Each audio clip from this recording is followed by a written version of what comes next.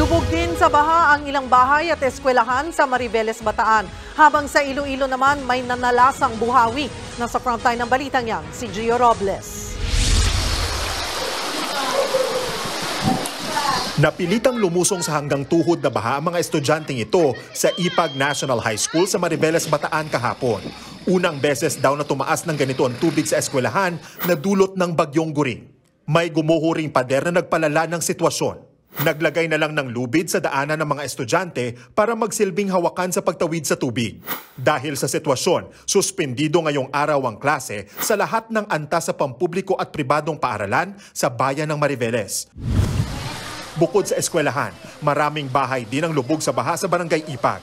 Sa Purok 4, naglatag din ng lubid dahil bahagyang malakas ang agos ng baha.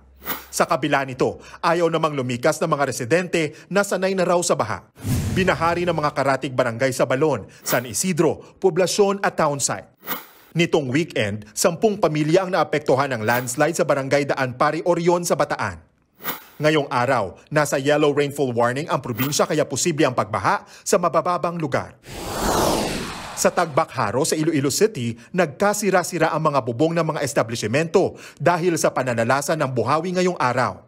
May mga sasakyang nabagsakan ng yero. Wala pang bilang kung ilang gusali ang nasira pero wala namang nadamay na bahay. Bago niyan, malakas na ulang may kasamang malakas na hangin naman ang naramdaman sa bayan ng Uton sa kaparehong probinsya. Halos zero visibility sa kalsada kaya maingat ang mga motorista. Lubog din sa baha ang ilan pang kalsada sa bayan. Tuloy-tuloy ang rescue operation sa mga residenteng nalubog sa tubig.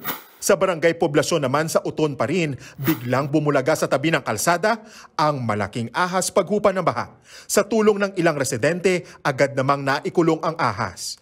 Nagbabalita mula sa frontline, Gio Robles, News 5.